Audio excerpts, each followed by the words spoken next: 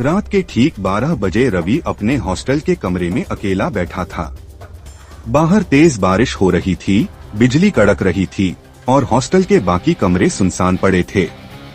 उस दिन उसकी यूनिवर्सिटी में एक लड़की नेहा रहस्यमय तरीके से गायब हो गई थी। लोग कह रहे थे कि हॉस्टल के पुराने कुएं से नीली रोशनी निकलती है और जो भी उसके पास जाता है वो वापस नहीं लौटता।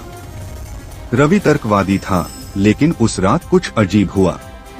अचानक कमरे की लाइट झिलमिलाई और दीवार पर नीले रंग की परछाई बनने लगी, जैसे कोई अदृश्य शक्ति वहां खड़ी हो।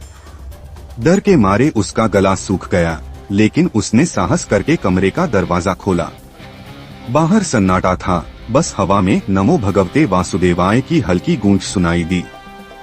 वो आवाज उसे कुएं की ओर खींचने लगी। हर कदम के साथ उसका डर बढ़ता गया। जब वो कुएं के पास पहुंचा तो देखा पानी के ऊपर नीली रोशनी तैर रही थी और उसमें किसी लड़की का चेहरा दिख रहा था। वो चेहरा नेहा का था। रवि ने कांपते हुए कहा, नेहा तुम? तभी पीछे से किसी ने कंधे पर हाथ रखा। उसने पलटकर देखा तो एक साधु खड़ा था, जिनकी आंखों में अलौकिक तेज था। उन्होंने कहा, वो आत्मा मुक्ति चाहती है, पर उसके चारों ओर अंधकार का जाल बुन दिया गया है।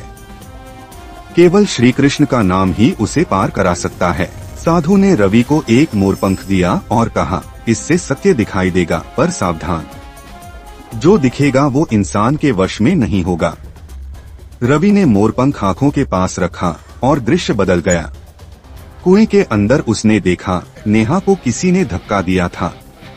वो कोई और नहीं, हॉस्टल का चौकीदार था, जो तांत्रिक विद्या में लिप्त था।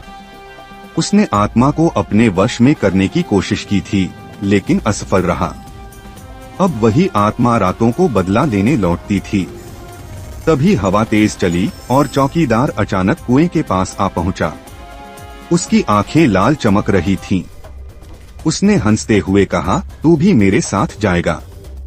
रवि ने डरते हुए हरे कृष्ण कृष्ण कृष्ण हरे हरे जपना शुरू किया। तभी कुएं से उजाला फैल गया और नीली रोशनी सुनहरी बन गई। कृष्ण जी का दिव्य स्वर गूंजा, जो सत्य के लिए खड़ा होता है, मैं उसका साथ कभी नहीं छोड़ता। रोशनी ने चौकीदार को घेर लिया। उसका शरीर राख में बदल गया और नेहा की आत्मा मुस्कुराकर मुक्त हो गई। सुबह होने पर हॉस्टल के लोग इकट्ठे हुए तो देखा कुआं सूख चुका था और उसके पास एक मोरपंख रखा था। रवि को किसी ने नहीं देखा, लेकिन उसकी डायरी